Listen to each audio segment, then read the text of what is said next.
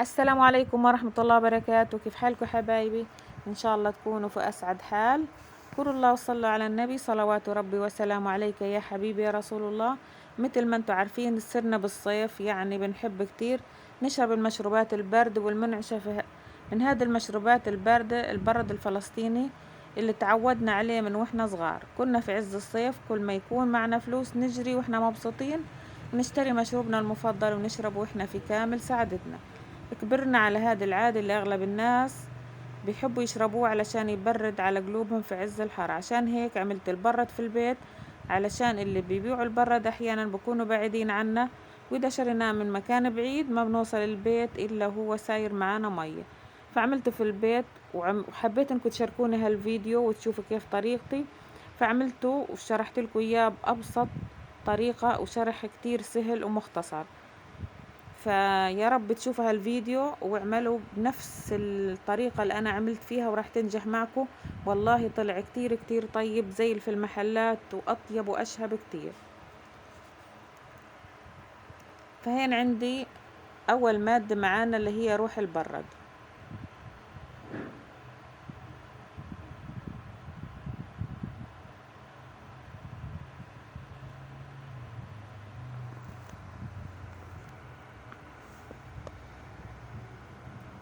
تاني مادة معنا اللي هي القوقار، هو اللي بيخلي البرد ما يجمد معنا ويغلبنا.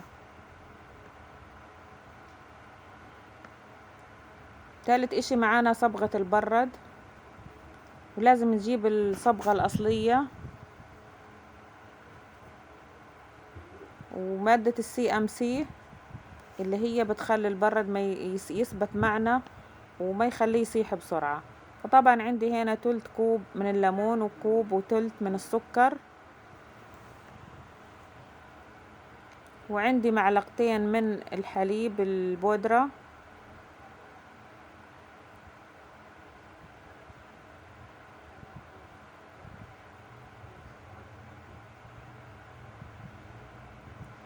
هاي جبت الخلاط. طبعا راح نخلط كل المكونات هاي بالخلاط. عندي لتر من المي، مية عادية خالص.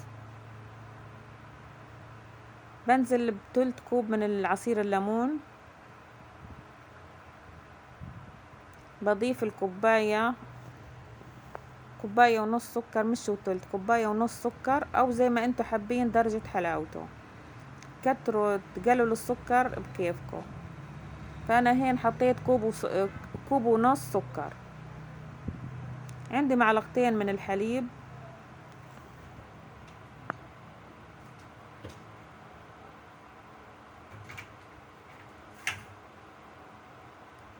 بحط من صبغة البرد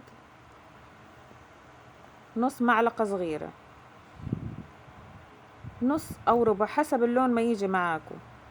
المهم يكون اللون المناسب، ما يكون غامق كتير ولا فاتح كتير. من روح البرد بحط بس 5 نقاط، ما تكتروا، انتبهوا حبايبي لنقاط بس 5 نقاط فقط لا غير، لأن ريحته مركزة كتير.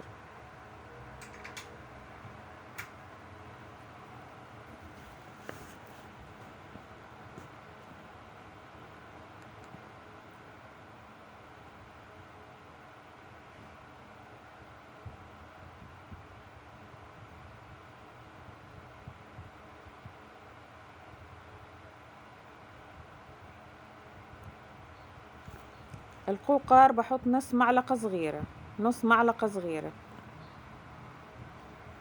CMC بحط ربع معلقة صغيرة. انتبهوا للمقادير بالدقة حبايبي علشان تنجح معاكم هالوصفة.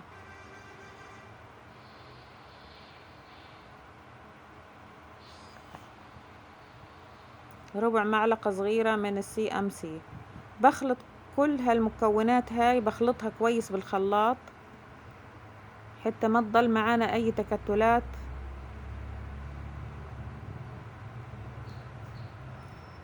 يعني استمروا بالخلط دقيقة دقيقتين لحد ما تتأكدوا انه ما في اي كتل حليب ولا اي حاجة مكتلة جوا الخليط.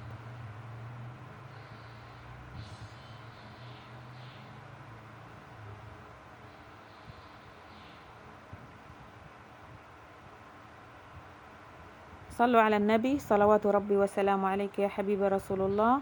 يا ريت ما تنسوا اللايك حبايبي، وتشيروا فيديوهاتي مع الأهل والأصدقاء، وتشوفوا الفيديو وتكملوه للآخر.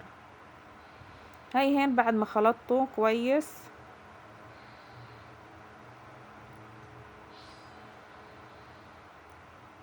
بحطه في علبة،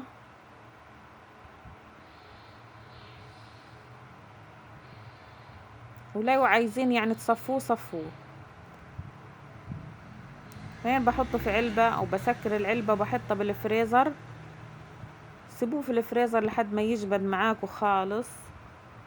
طبعا عشان هين عنا في غزة بتقطع الكهرباء كتير، راح ياخد معانا وقت كتير بالفريزر، علشان الكهرباء بتروح وبترجع بتروح وبترجع. فلازم نخليه وقت كفاية، يعني نخليه بزيادة وقت بالفريزر لحد ما يجمد معنا ويتماسك.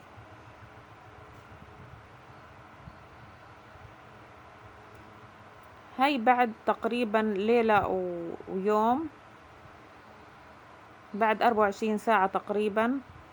هاي هين جمد معانا. طبعا راح اكسره كويس.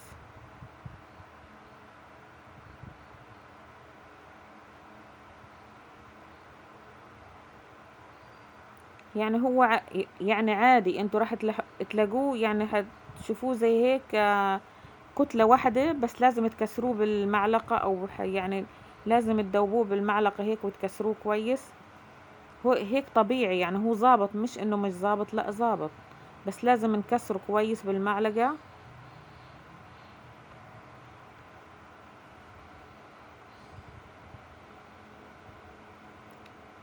ما هو مش راح يرجع تاني يجمد زي هيك بالصورة هاي، بس هي اول ما بنطلعه من الفريزر بكون بالصورة هاي. بنكسره وبننعمه كويس، وبعدين بضل معانا يعني ممتاز جدا، وبنقدر ايش يعني نشربه. شايفين المطة اللي فيه؟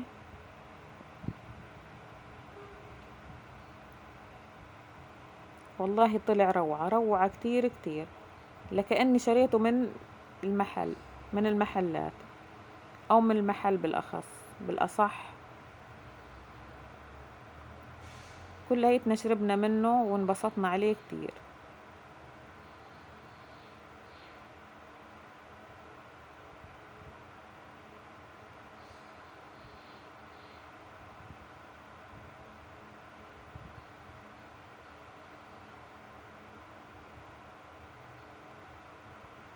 هاي عندي الكاسات هدول، يعني عجبني منظرهم، حبيت ان احط البرد فيهم. طبعا عندي كاسات اشكال والوان، بس حبيت الشكل هذا. طبعا يمكن يكون مش مناسب للبرد، بس انا خلص عجبني شكلهم، قلت احط فيهم البرد.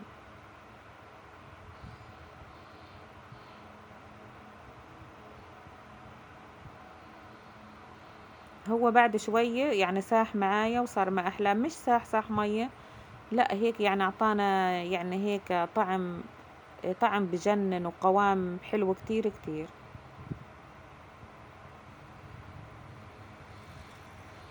جربوا البرد واعملوه بطريقتي، وان شاء الله راح يعجبكم. صلوا على نبينا المصطفى الحبيب. اللهم صل وسلم وبارك عليك يا حبيبي يا رسول الله. شايفين اللون؟ لون وله نكهة كتير كتير روعة.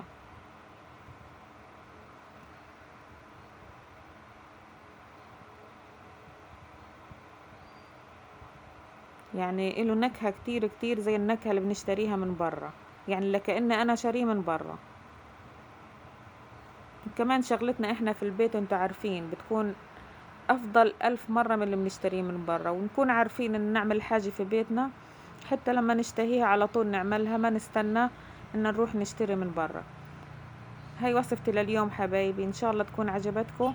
واذا عجبتكم لا تنسوا تدعموني باللايك وتفعلوا الجرس علشان يوصلكم كل فيديو جديد انا بنزله، وتشيروا فيديوهاتي مع الاهل والاصدقاء.